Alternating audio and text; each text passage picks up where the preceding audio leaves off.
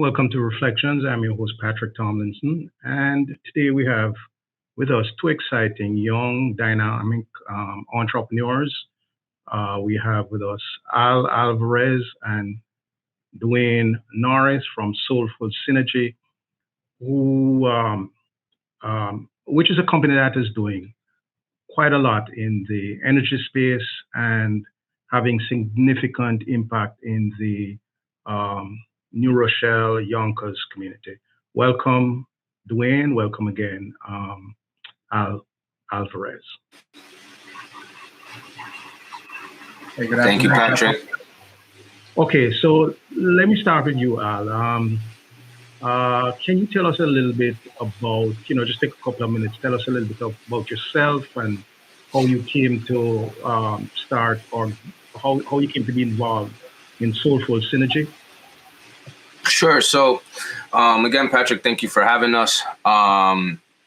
So everything for us started, when we first met in our younger days, and when we were much energetic than we are now, I would say. But we still we had this idea that we wanted to be able to have impact in the lives and the people that we came in contact with.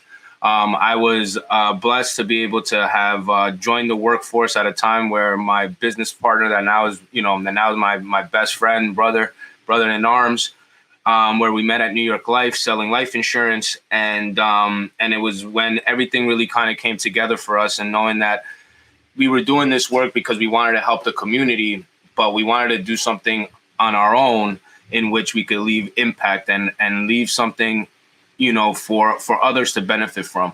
My background prior to being in or saying trying to be in the financial services world has always been construction. I was only in financial services for about a year. It wasn't my cup of tea, but with that, again, I was able to leave from that experience with this friendship, this idea that later became Soulful Synergy.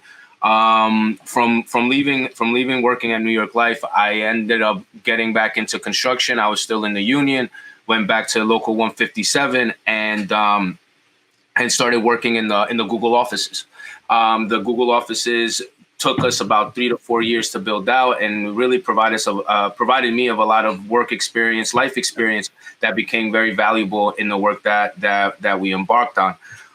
We got an opportunity where once I got involved in the energy efficiency space after leaving the construction space, to work with a textile recycling company called Spin Green. It doesn't exist anymore, but we began Soulful Synergy with that endeavor. We knew again that we wanted to create something that was going to be able to leave a sustainable world in which many get to benefit from it rather than just a few. So we again embarked in textile recycling. It was a low-hanging fruit for us, where we were placing these recycling bins throughout the New York City, Westchester, and we were collecting on the pounds that we collected in each of these bins that got us started. From there, we moved on to working in workforce development because, again, as we mentioned, I was in the construction space, and again, Dwayne, that being in the financial services space, he had a lot of experience in also breaking down information in ways that people can understand, and that was a perfect match in being able to start building out this construction based type training.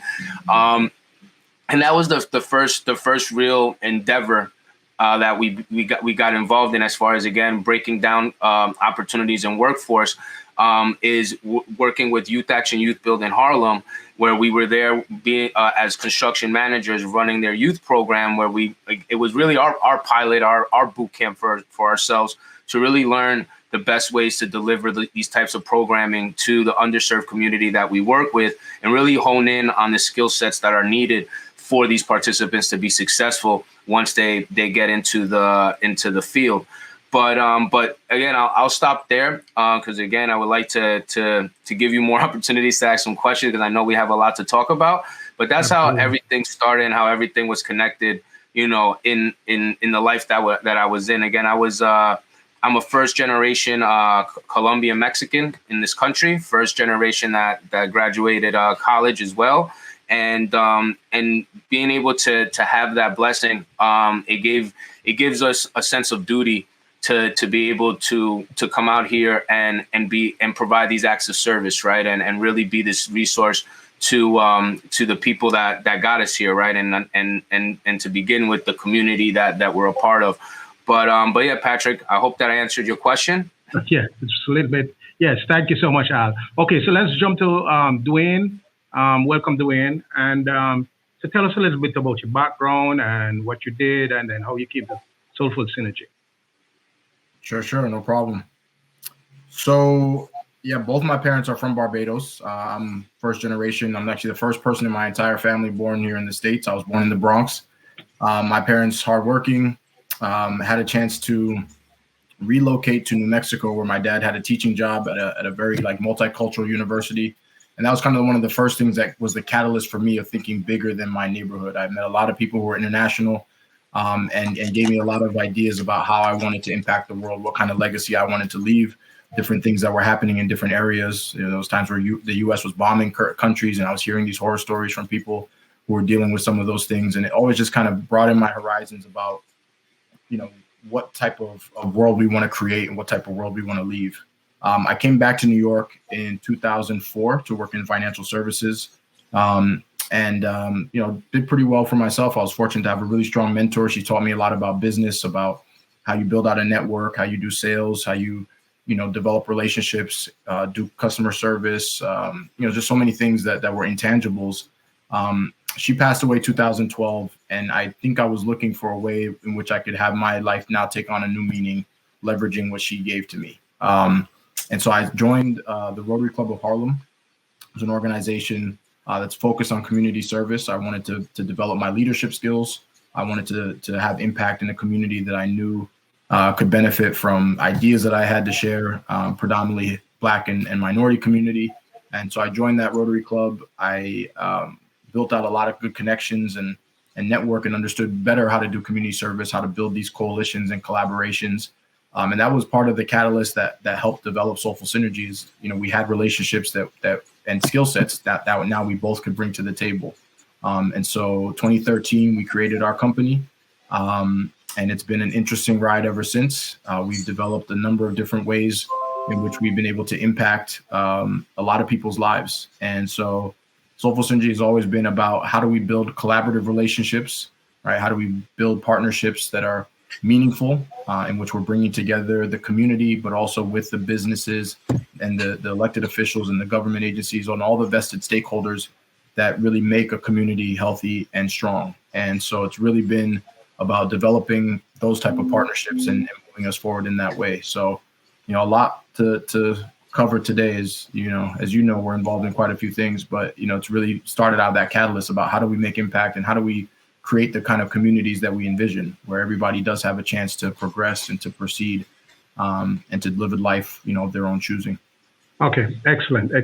So tell us a little bit about how you guys met and how you decided to get this company Soulful Synergy going, and explain the uniqueness of that name, Soulful Synergy. It's very interesting. Sure. Is that one for me or for Alex? Either of you.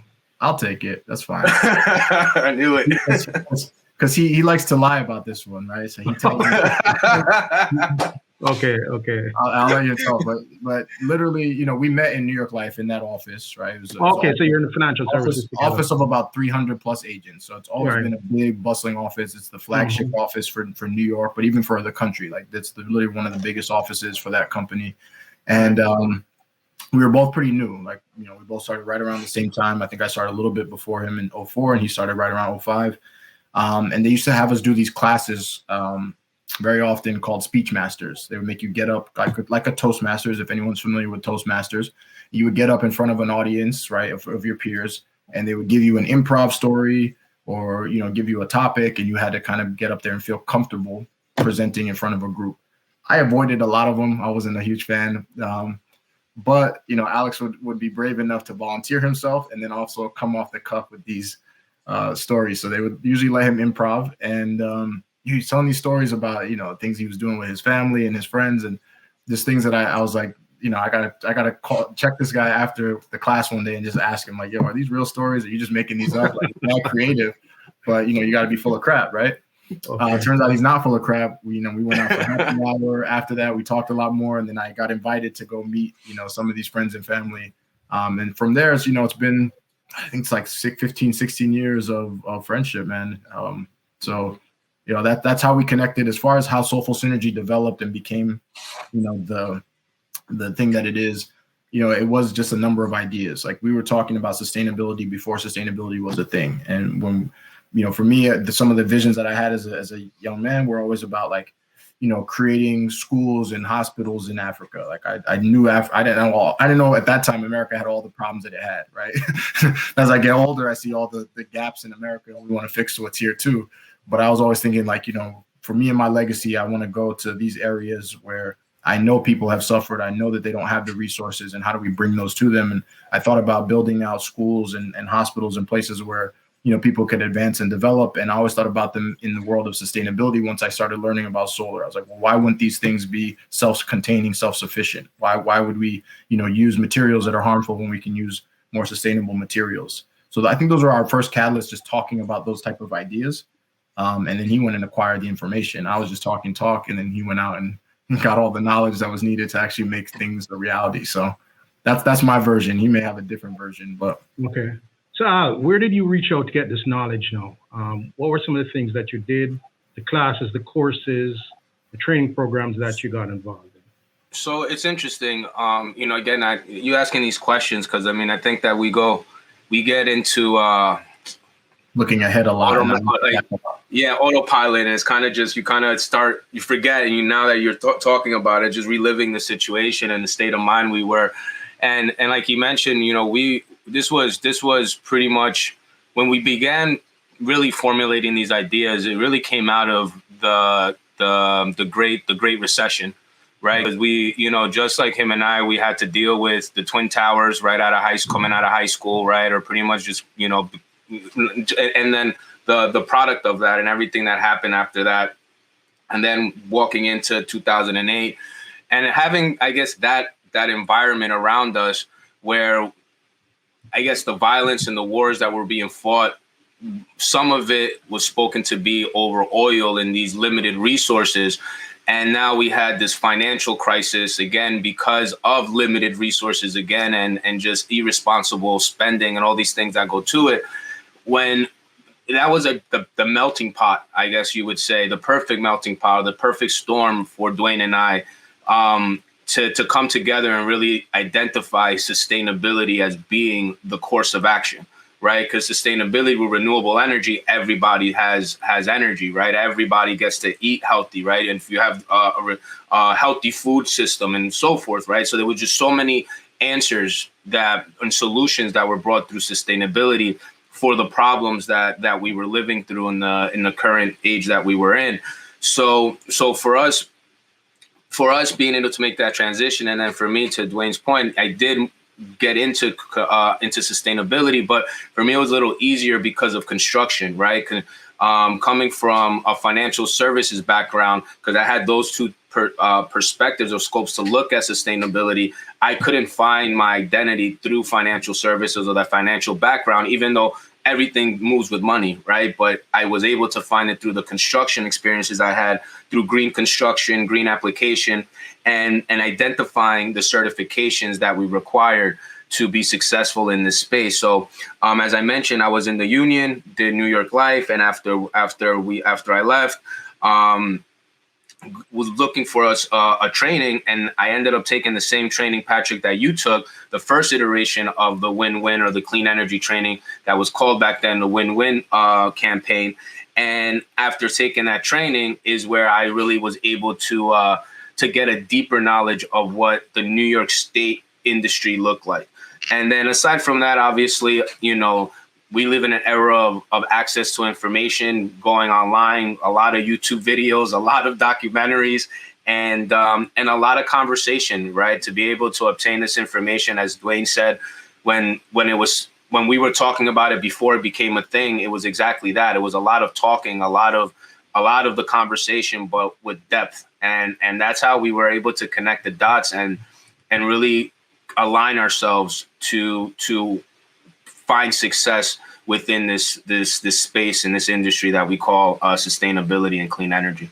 Okay, I wanted to just quickly ask you guys to speak to young men of your profile. Some of these guys hanging out, not having a sense of direction. You guys are role models. What would you say to particularly young men from? It's very difficult to find a term because everybody has a problem with the term. But I'll use the term from disadvantaged communities. What would you guys say to people like that? How do I get involved? I don't have a job. I don't have a sense of direction. I don't have a mentor. What would you say to them? What would your encouragement be to them? You want to take this one first? I mean, I'll say the easy answer, and then you can expand on it. But the easy answer is find your why, and that's what we tell our students. It's not easy as practice, but it's easy in concept.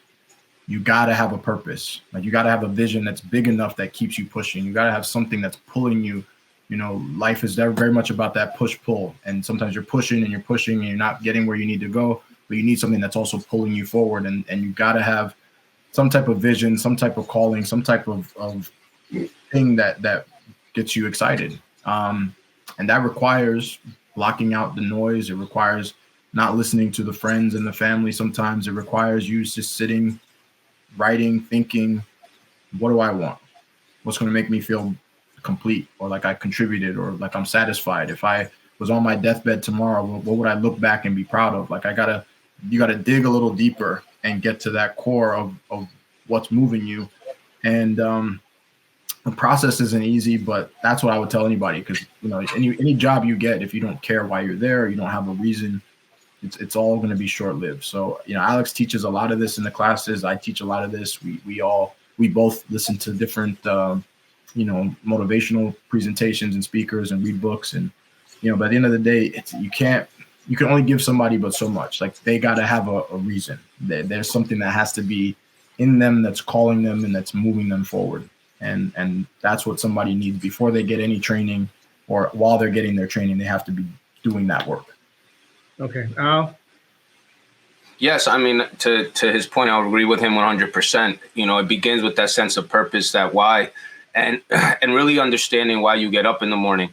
With our young people, even if they're waking up to go hang out or whatever they're doing, there's a why they do that. But with that said, many of them that are able to pivot that why and really understand that they could create a healthy and more self-sustaining approach to life is where we really want to help our participants grow in.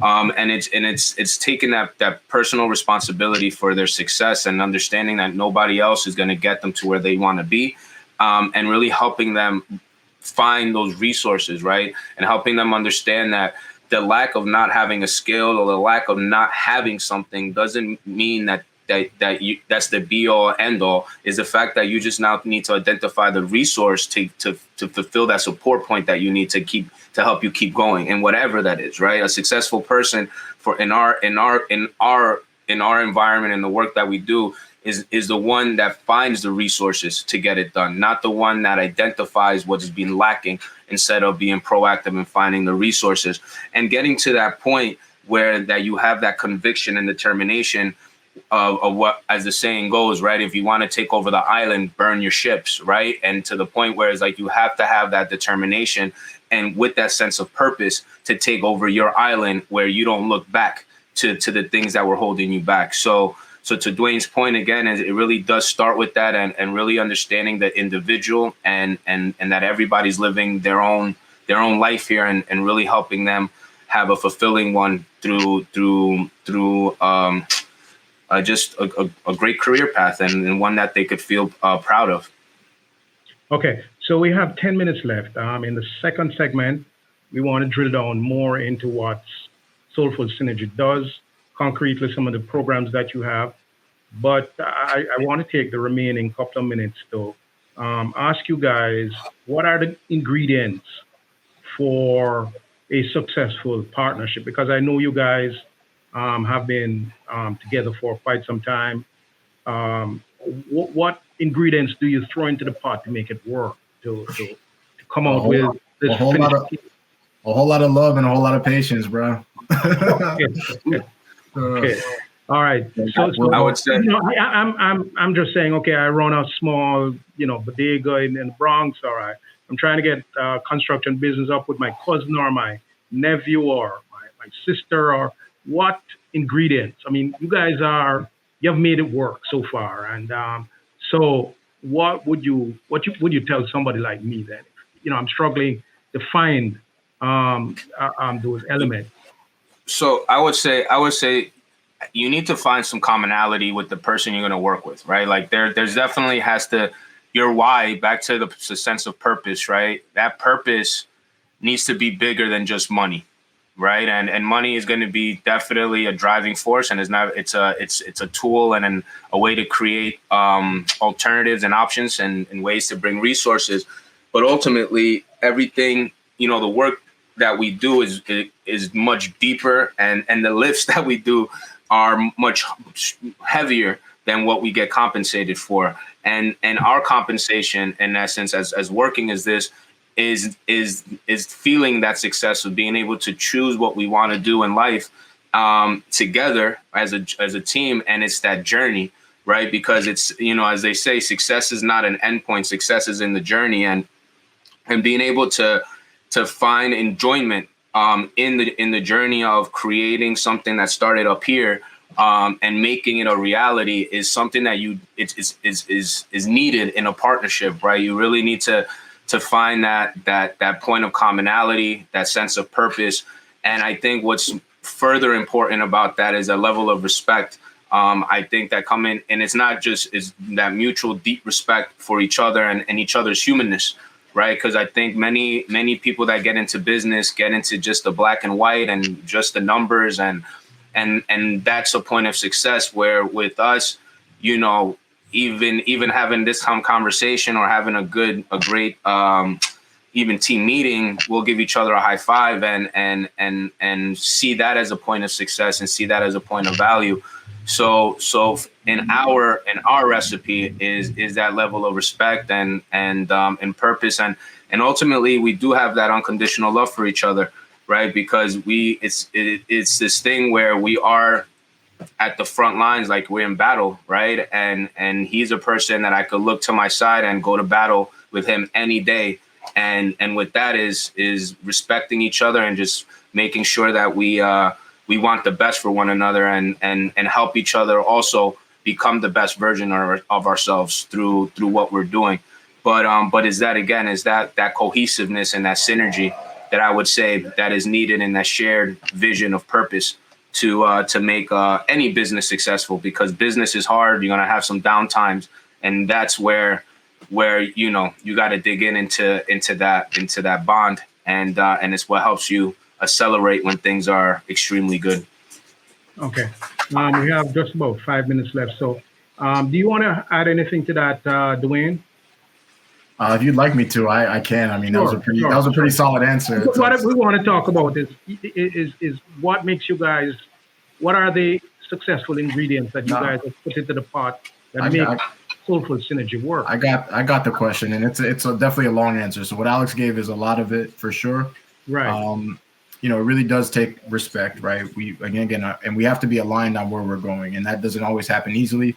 And it means that you also have to be willing to have the harder conversations, which some people avoid, right? Some partners are, they're either too volatile with each other and everything is, cursing each other out and digging, below the belt.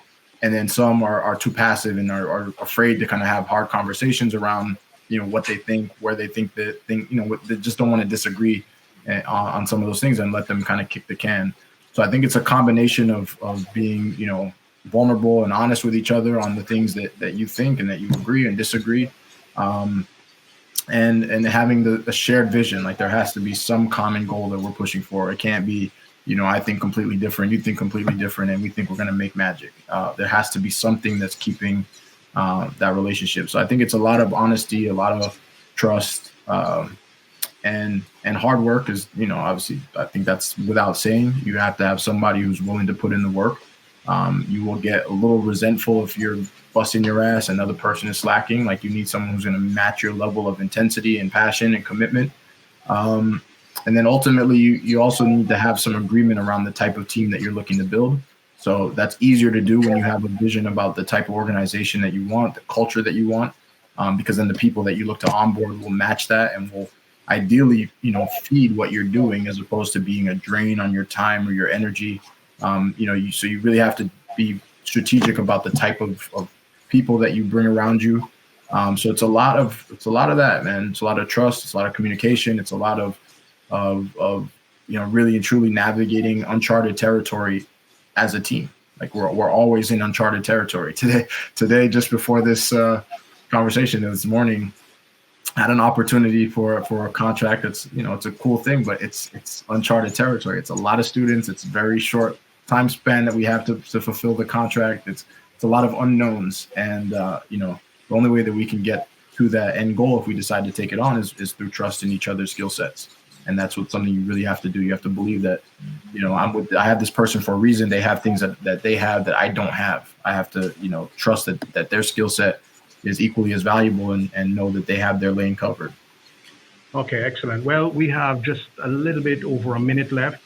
And I know you guys have done a lot of things. I want to extend my congratulations to you, running a successful business. You've been a model to a lot of us out there in the community. I've done various courses with these guys, and it's very professionally put together and excellently executed. And so we have their contact number, their email address, and everything. So the second segment, which I'm going to ask them to come back and discuss with us, is to drill a little bit further down into what Soulful Synergy has been doing, concretely the training programs that they have been doing, and their impact on the community. They've brought along excellent presentation, and we're going to have a chance to look at that. And I want to extend my thanks and appreciation to Dwayne Norris and Alejandro Alvarez of Soulful Synergy in taking time out of their business schedules to come and talk to us about their company. Guys, thank you once again ever so much for appearing on Reflections to discuss with us your journey. Thank you for having us. We appreciated this opportunity, and it's always great to have it full circle, right? Have you had come in as a student and see now be a part of your endeavors and being able to support it as well. And it's a pleasure to be able to be here with you to speak to you about this and what we do. Absolutely. Look forward to being on the next one. Thank you, guys. Thanks, Patrick. Take care. Okay.